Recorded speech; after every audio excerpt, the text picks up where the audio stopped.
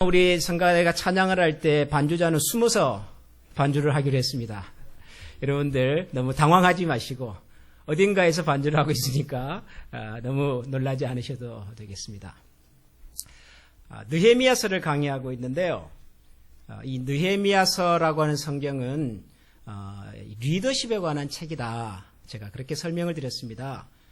성경에 나오는 많은 글들 중에서 영적 리더십에 관한 내용을 소개하고 있는 아주 중요한 책입니다. 그렇게 설명을 드렸습니다. 그런데 제가 이렇게 리더십이라는 말씀을 드리면 아마도 성도님들 중에는 나는 리더도 아니고 또 앞으로 리더가 될 사람도 아닌데 나는 별로 이 내용에 관심이 없습니다. 아마 그런 생각을 하시는 분들이 들어 계실지도 모르겠습니다. 그런데 저는 여러분들의 그런 마음을 충분히 이해합니다.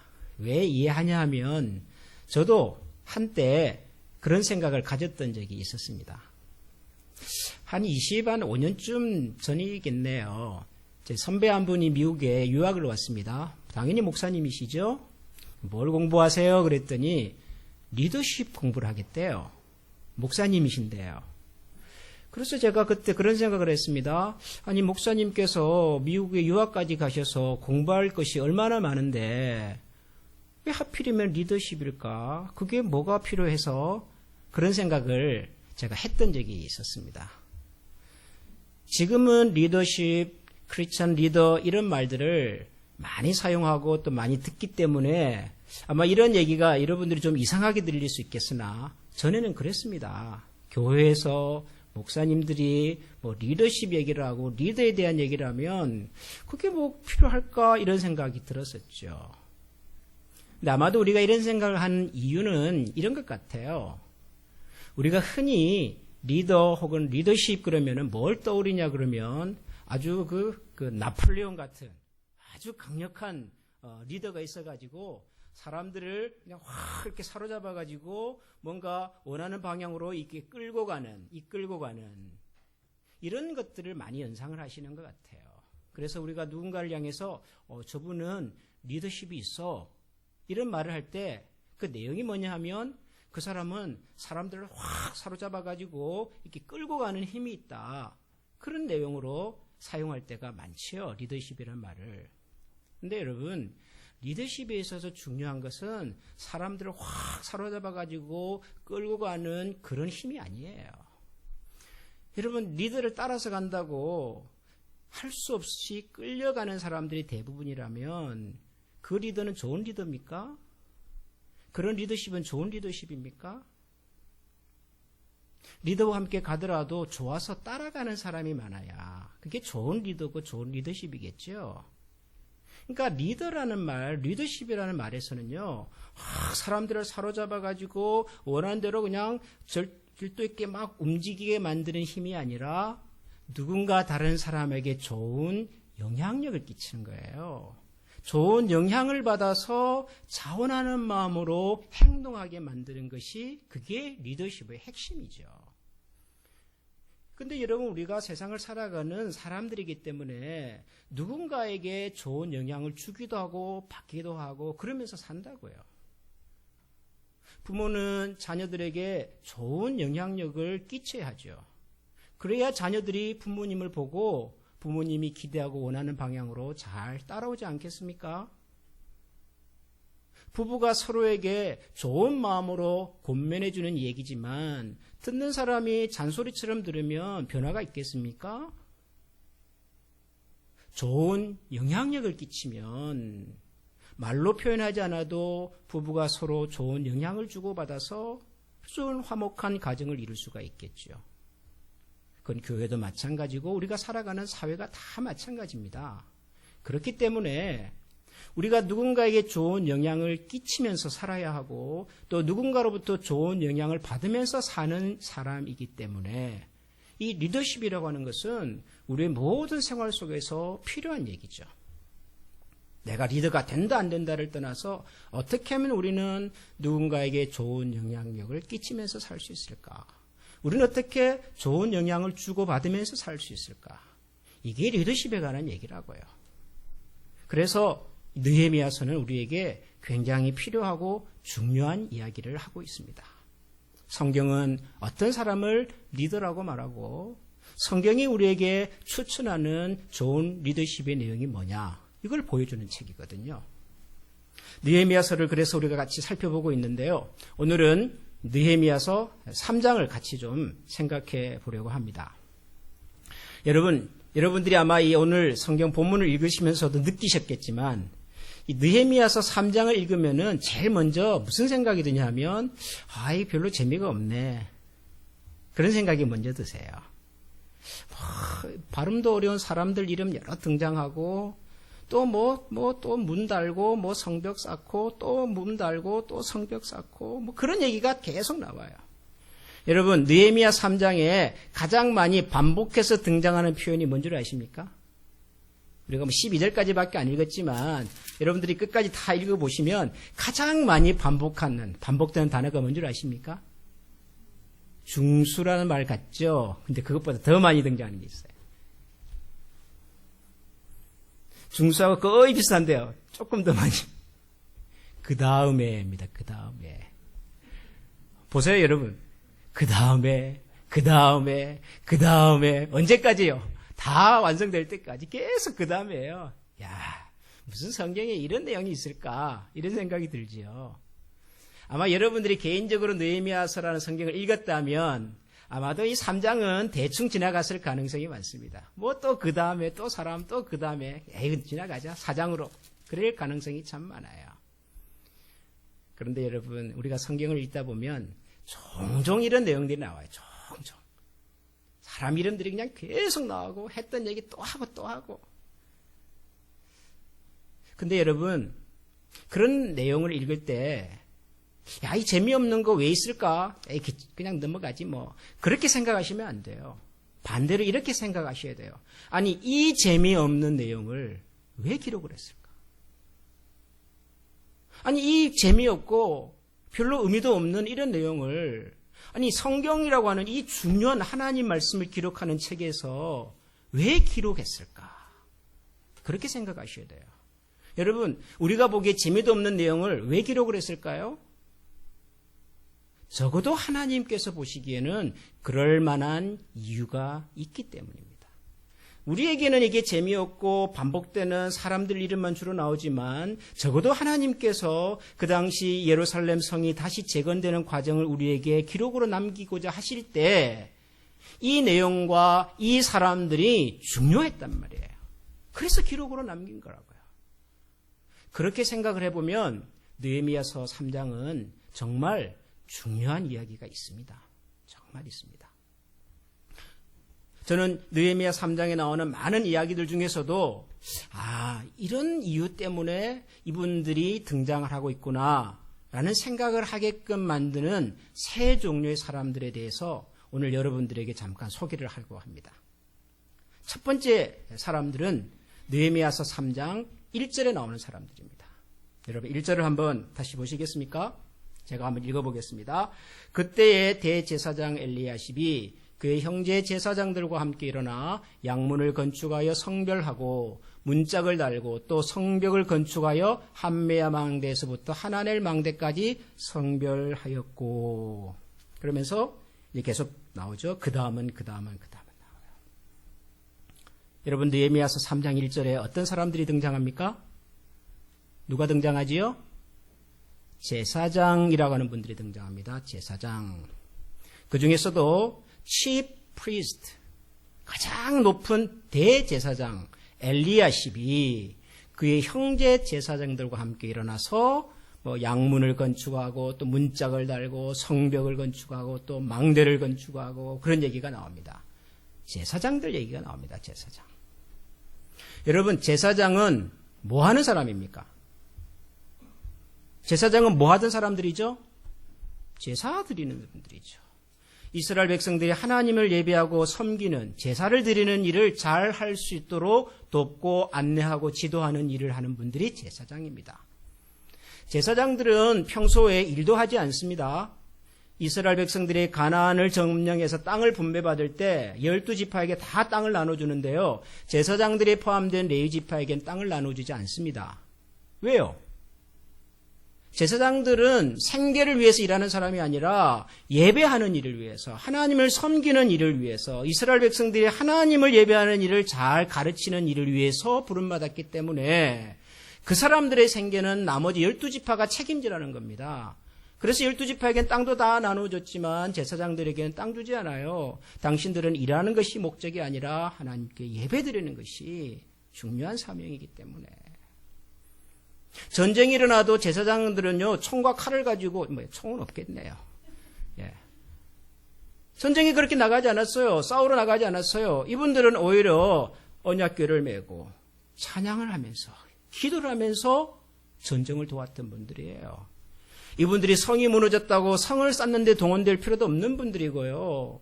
가뭄이 왔다고 해서 무슨 식량 찾으러 다닐 일도 없는 분들이에요. 이분들은 하나님을 제사하는 것이 제일 중요한 사명인 분들이에요. 그런데 무너진 예루살렘 성을 다시 쌓는 일을 기록하는 내용 중에 제일 먼저 등장하는 분들이 바로 제사장들이었습니다. 군인도 아니고 무슨 높은 관리도 아니고요. 제사장들이 제일 먼저 등장을 합니다. 제사장들이. 그리고 이 제사장들이 가장 먼저 건축했던 건축물이 뭐냐 하면, 여러분 여기 보면 양문, 문이 나오죠, 문. 또 한메아 망대, 하나넬 망대, 이런 이름들이 나오죠. 망대는 여러분 옛날에 그 성의 구조를 보면 성은 크게 세 가지로 구성이 되어 있죠. 저거 보세요. 이게 아마 고대 페르시아 시대의 성인데요. 그래서 성벽이 있어. 큰 벽이 있죠. 월. 그 다음에는 성 안으로 들어가면 문이 있겠죠. 성문. 그리고 성벽 끝에는 외부의 적들이 혹시 오나 안 오나 감시할 수 있는 watch tower, 망대가 있어요. 망대. 이게 중요한 성의 구성이에요. 예루살렘 성에도 이런 게 있었겠죠. 예루살렘 성에도 성벽과 성문과 망대가 있었어요. 그런데 예루살렘 성 지도를 이렇게 찾아보니까요, 이 제사장들이 세웠다고 하는 양문, 하나넬 망대, 한메아 망대, 어문, 이런 문들이 다 어디에 있는 건축물이냐면 예루살렘 성의 북쪽에 있는 문들이에요. 북쪽. 목사님 북쪽에 있든 남쪽에 있든 그게 뭐가 중요합니까? 그렇게 생각하실 수 있겠지만 여러분, 저도 언젠가 꼭 한번 예루살렘을 가보고 싶어요. 왜냐하면 이것을 확인하고 싶어서.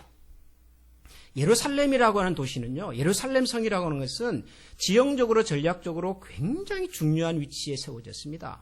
어떻게 중요하게 지형이 만들어졌냐 그러면 예루살렘 성의 남쪽은 골짜기입니다. 골짜기. 성경을 읽어보면 무슨 기드론 골짜기, 눈물의 샘 골짜기 이런 표현들이 나오죠. 남쪽은 골짜기예요. 동과 서는 산 위로 막혀 있어요. 뚫려 있는 것은 북쪽이에요. 그러면 북쪽만 잘 지키면 외부에서 적이 잘 들어오기가 어려운 거예요. 성을 쌓을 때 북쪽을 제일 튼튼하게 만들면 돼요. 남쪽은 자연적으로, 서쪽과 남쪽, 동쪽도 자연적으로 수비가 되는 곳이에요. 그러면 성을 건축할 때 제일 중요한 곳은 어디죠? 북쪽이죠. 북쪽. 특별히 사마리아 사람들이 예루살렘을 공격할 때 북쪽으로 쳐들어왔어요. 예루살렘 성을 중건하는 것을 방해했던 대부분의 사람들이 사마리아 사람들입니다. 여기서 성을 다시 쌓는 일에 동원이 됐다가 혹시라도 사마리아 사람들이 공격해 오면은 생명을 담보할 수 없는 곳이 북쪽이에요. 그런데 이 위험한 곳으로, 가장 중요하지만 가장 위험한 곳으로 제사장들이 먼저 달려갔습니다. 가장 위험하고 가장 어렵고 공사를 하는 도중에 생명을 담보할 수도 없는 이 위험한 일을 제사장들이 했습니다. 여러분, 이것이 성경이 우리에게 보여주는 리더십의 내용입니다. 리더십이라고 하는 것은, 리더라고 하는 것은 우리가 무슨 높은 지위에 있거나 무슨 힘을 가지고 있거나가 아니에요. 가장 힘들고 가장 위급해 보이는 순간에 가장 먼저 찾아가서 가장 낮은 위치에서 자신의 손과 발로 섬기는 사람들이, 그 사람이 바로 리더인 거죠. 이 제사장들의 이야기를 읽다가 그 다음에 나오는 사람들의 이야기를 읽어보면요, 전혀 다른 사람들의 이야기가 또 등장을 해요. 두 번째 등장하는 사람은요, 5절에 있습니다. 5절에. 여러분 5절 한번 보시겠어요? 5절은 이렇습니다. 그 다음은 드고와 사람들이 중수하였으나 그 귀족들은 그들의 주인들의 공사를 분담하지 아니하였으며. 자, 앞쪽에 제사장들이 중심이 되어서 북쪽에 있는 성벽과 성문과 망대를 다 이제 중수하고 있는데 하였으나 그 귀족들은 그들의 주인들의 공사를 분담하지 않았다 그럽니다. 귀족이 나옵니다. 귀족. 귀족이 누구죠? 유력한 분들이죠. 많이 배웠거나 많이 가졌거나. 비록 예루살렘이 무너지고 이스라엘이 나라를 잃었어도요, 귀족들은 있었어요. 여러분, 참 묘한 것은 나라가 망해도 귀족들이 있습니다. 나라가 망해도 부자들이 있습니다. 귀족들이 있었어요. 그런데 제사장들이 대제사장이 중심이 되어서 예루살렘 성에서 가장 위험하고 가장 험한 일을 하고 있는 그 순간에도 이 귀족들은 그 일에 참여하지를 않았어요. 그분들이 가진 사람이고 그분들이 배운 사람이에요. 귀족이란 말 자체가 그들이 리더라는 말이에요. 그 사회의 리더예요. 그 사회의 주인공들이고 그 사회의 지도자들이에요. 그런데 제사장을 비롯해서 많은 백성들이 성을 쌓는 일에 동원이 되고 있음에도 불구하고 소위 귀족이라고 하는 사람들은, 귀족이라는 이름을 가졌던 사람들은 그 일에 참여하지 않습니다.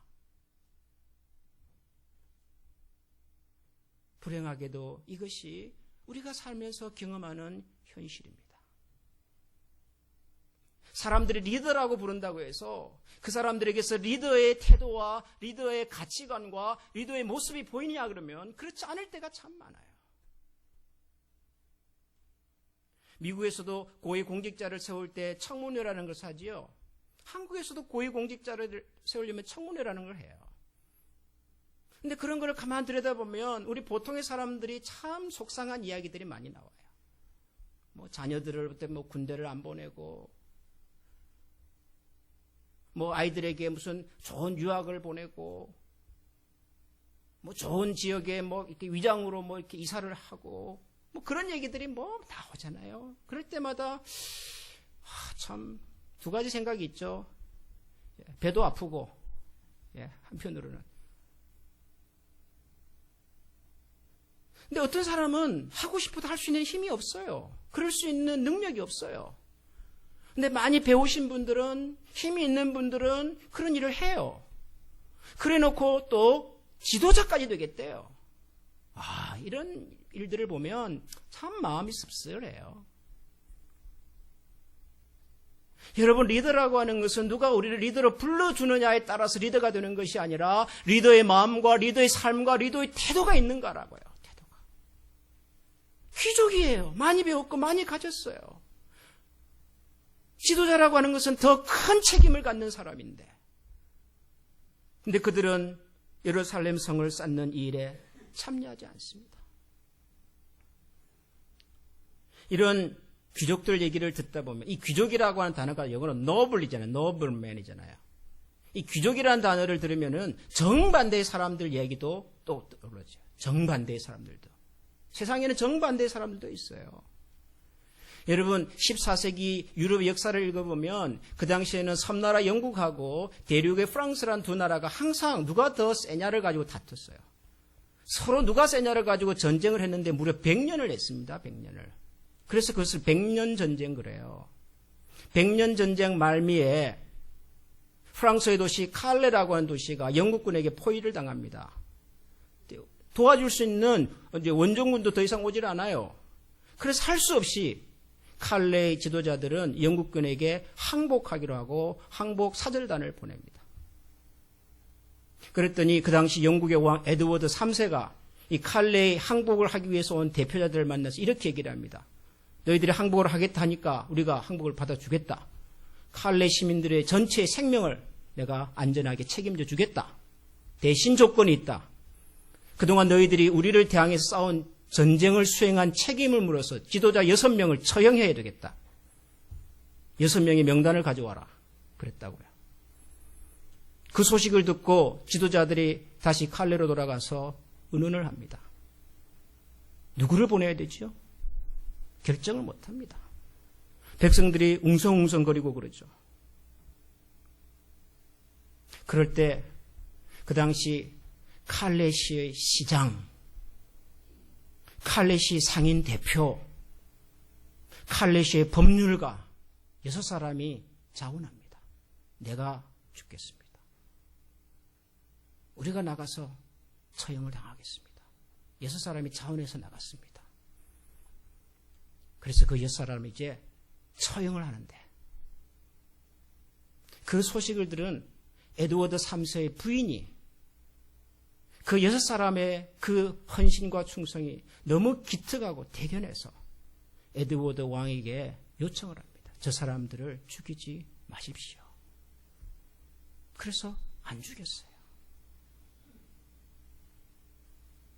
나중에 프랑스 사람들이 칼레 시민 전체를 위해서 목숨을 걸었던 6명을 기억하면서 이런 말을 만들었습니다.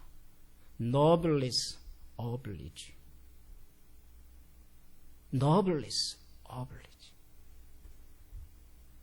귀족으로서의 삶을 살리면 그에 합당한 책임을 감당해야 된다. 책임을 질 줄 모르는 사람은 귀족이 될 수 없다. 그래서 지금도 사람들이 사회적 지도력을 행사할 수 있는 위치에 있는 사람들은 항상 거기에 걸맞는 책임감을 가지고 살아야 한다고 지금도 noblesse oblige라는 말을 사용한다. 이게 먼 다른 나라 역사에 있는 게 아니고요. 대한민국 역사에도 이런 분들이 참 많더라고요. 혹시 경주 근처에 사셨던 분들은 경주 최부잣집 이야기를 들어보셨는지 모르겠어요. 경주 최부잣집. 여러분 이 최씨 집안의 부유는요 200년을 이어왔답니다. 200년을. 3대가 이렇게 부자가 되기도 쉽지가 않은데요. 200년 부자가 됐다면 얼마나 대단한 집안이겠습니까? 아마 조선시대부터 집안의 어른이 정승 참판을 했을 것 같아요. 그런데 여러분 이 경주 최부잣집 사람들은 돈만 많은 게 아니었어요. 조선이 나라를 빼앗기고 일본의 강점 시기를 당했을 때 최부잣집 사람들은 독립운동을 지원하는 군자금을 지원하고요. 임시정부를 운영할 수 있는 자금을 지원하고 그랬습니다. 도둑들이 들어와가지고 이 부잣집 재산을 다 털어가니까 동네 사람들이 이 부잣집을 지켜줬어요. 평소에 이 부잣집 사람들이 가난한 사람들을 잘 도왔거든요. 이런 역사가 우리 안에도 있어요. 리더가 된다고 하는 것은, 지도자가 된다고 하는 것은 더 많은 권리를, 더 많은 힘을 행사하는 것이 아니라 더 많은 책임을 나누는 거라. 귀족들은 그들의 주인들의 공사를 분담하지 않습니다. 그런가 하면 마지막 12절에 등장하는 또 한 무리의 사람들이 있습니다. 12절을 보시면 그 다음은 예루살렘 지방 절반을 다스리는 할로헤스의 아들 살룸과 그의 딸들이 중수하였고. 여기 누가 등장하죠? 딸들이 등장합니다. 딸들. 뭐 딸들 등장하는 거가 뭐 그렇게 대단한 일이라고 그렇게 생각을 하시겠지만 여러분 옛날에 이 유대 고대 사회에서 죄송하지만 여자분들은 인격적인 대접을 받지를 못하지 않았습니까? 어린아이들이나 여자분들이나 혹은 이방인들은 사람 대접을 못 받았다고요. 그러니까 사람 수에도 들어가지 않았죠. 그런 시절에 성경이 여자분들의 이름을 기록하고 딸들을 거명한다면 이유가 뭘까요? 그분들이 뭔가 중요한 역할들을 했다는 거죠. 중요한 역할을. 살룸이라고 하는 사람이 있었는데 예루살렘 지방의 절반을 다스리는 분이 있대요. 아마 예루살렘 지방의 높은 분 중에 한 분이셨던가 봐요. 이분이 예루살렘 성을 건축하는 일에 적극적으로 나섰습니다. 그러자 그의 딸들도 아버지가 하는 일에 참여를 했습니다. 딸들은 사회적으로 인격적인 대접도 못 받았지만 그렇기 때문에 사회적인 책임도 없었어요. 전쟁이 난다고 군대 갈 일도 없었고 뭐 농사지어서 세금을 내라는 법도 없었고요. 사람 대접을 못 받았는데요. 일한다고 누가 알아주는 것도 아니고 쳐다봐주는 것도 아니에요. 그럼에도 불구하고 이 여성분들은 아버지 살룸이 예루살렘 성을 다시 세워가는 일에 적극적으로 헌신을 하고 그 모습이 옳다고 여겼고 아버지가 하는 옳은 일을 위해서 딸들도 함께 자원하여 나섭니다. 성경은 그 여성들의 역할을 얼마나 크게 봤는지 살룸과 그의 딸들도 예루살렘 성을 재건하는 일에 참여했다고 말해요. 귀족들이 빠졌는데, 가진 사람, 배운 사람은 빠졌는데 사람 대못했던 여성들이 이 일에 참여를 했어요.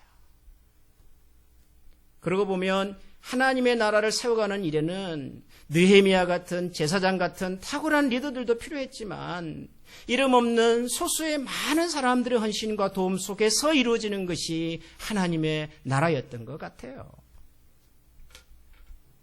저는 이 살룸의 딸들 이야기를 읽으면서 우리나라 역사도 잠깐 생각이 났어요. 여러분 경기도 고양시에 가면 행주산성이라는 곳이 있죠. 들어보셨죠? 왜 행주산성이지요? 그게? 행주가 뭐예요? 이거 앞치마 행주예요. 왜 그렇게 불렀을까요? 인민위란이 일어나지 않았습니까? 일본 군인들이 남쪽으로부터 해가지고 파죽지세로 한강까지 그렇게 올라오지 않았어요. 거기서 성을 지키던 권율 장군이 왜군들과 전쟁을 하는데 이제는 뭐 다 떨어졌어요. 화살도 떨어지고 창도 떨어지고 이제는 싸울 게 없어요. 그때 성 안에는 여성분들이 곳곳을 돌아다니면서 행주에다가 돌도 주오고 나무도 주오고 그래서 군인들에게 전달해주고 군인들은 그 돌을 던져가면서 나무 던져가면서 그렇게 싸운 거 아니에요. 배고파하는 군인들에게 행주에다가 주먹밥 싸가지고 갖다 주면서 그렇게 싸운 거 아니에요. 그래서 지켰거든요. 그래서 그 산성 이름이 행주산성이에요. 많이 가졌다고 많이 배웠다고 힘있다고 리더가 되는 게 아니에요. 내가 서 있는 곳이 어디가 되었든 그곳에서 나의 역할을 찾고 내가 할 수 있는 일을 찾아서 나의 몫을 감당해가는 사람들이 리더예요. 그 사람들이. 그 영향을 받고 영향을 주고 해서 단결되는 힘을 가지고 위기를 극복해내고 다시 나라를 세워가는 힘, 그게 진정한 리더십이죠. 저는 오늘 우리가 읽은 이 느헤미야서를 보면서 그런 생각이 들었습니다. 리더라고 하는 것은 힘이 아니에요, 여러분. 뭘 많이 가져야 리더가 되는 게 아니에요. 리더란 정말 무엇이 필요한지를 알고 그 일에 직접 빠져들어가서 나의 손과 나의 발로 우리 모두를 위하여 헌신할 때 그걸 성경은 리더십이라고 말해요. 사랑하는 성도 여러분, 저는 우리 모두가 이 시대와 또 우리 교회 안에서 이런 좋은 영향력을 주고받는 리더들이 되기를 소원합니다. 우리 자녀들에게 부모로서 좋은 리더십이 발휘되면 좋겠고 부부가 서로에게 좋은 영향력을 주고받아서 결혼의 삶이 더 길어질수록 그 가정의 깊이와 넓이가 더 탄탄해질 수 있는 그런 가정이 되기를 바라고요. 우리 교회 안에 있는 모든 성도들이 우리의 영역과 역할 속에서 좋은 영향력을 주고받아서 하나님의 나라가 함께 견고하게 세워져가는 그런 교회가 되면 좋겠습니다. 우리가 사는 이 세상 속에서도 우리 각자에게 주어진 작은 역할을 신실하게 감당함으로써 오늘도 여러 가지로 위기가 우리 앞에 닥쳐오는 이 어려운 시절 속에서도 위기를 넘어 하나님의 새로운 역사를 함께 보고 또 노래할 수 있는 아름다운 주의 자녀들이 다 될 수 있기를 축원합니다. 기도하겠습니다.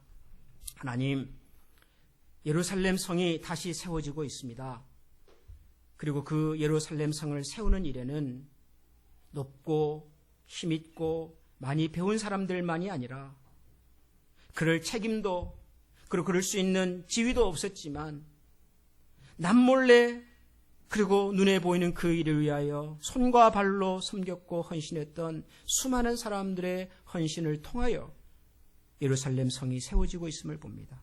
제사장은 제사장의 자리에서 내려와서 이름 없는 여인들은 사회적 편견을 넘어서서 그들이 할 수 있는 몫을 감당해 가고 그리고 그 가운데서 느헤미야를 통한 하나님의 지도하심을 따라 예루살렘 성이 다시 세워져 가는 것을 봅니다. 하나님, 우리가 살아가는 이 세상이 여러 곳에서 무너지고 있는 것을 보는데 그 무너진 자리에서 묵묵히 다시금 하나님의 말씀과 주신 사명 앞에서 손과 발로 섬기며 헌신하는 주의 백성들을 허락하여 주시옵소서.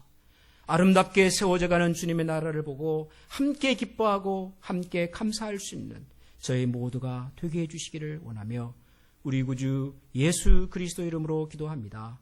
아멘. 이제 우리 다 같이 일어나서 찬양하겠습니다. 주님 말씀하시면 내가 나아가겠습니다. 주님 뜻을 따라서 제가 힘써 달려가겠습니다. 우리 찬양 같이 하겠습니다.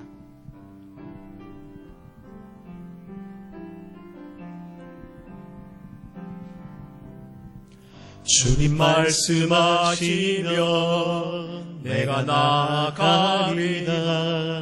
주님 뜻이 아니면 내가 멈춰서리라.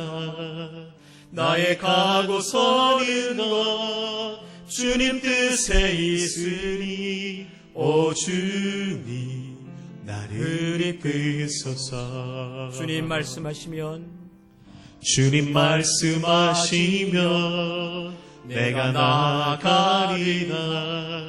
주님 뜻이 아니면 내가 멈춰서리다. 나의 가고 서는 것 주님 뜻에 있으니 오 주님 나를 이끄소서. 뜻하신 그곳에 나 있기 원합니다. 이끄시는 대로 순종하며 살리니 연약한 내 영혼 통하여 임하소서. 주님 나라와 그 뜻을 위하여 뜻하신 그곳에 나 있기 원합니다. 이끄시는 대로 순종하며 살리니 연약한 내 영혼 통하여 일하소서. 주님 나라와 그 뜻을 위하여 오 주님 나를 이끄소서. 주님께 뜻하심을 따라서, 그리고 만약 주님의 뜻하심이 아니면 언제라도 돌아서겠다고 하는 그런 각오와 결심으로 오늘도 우리를 두시고 세우신 이곳에서 우리에게 맡기신 사명을 따라 힘써 살아가기를 원하는 모든 주의 백성들 머리 위에 우리 주 예수 그리스도의 은혜와 하나님의 사랑과 성령의 교통하심이 지금부터 영원토록 함께 하시기를 축원하옵나이다. 아멘.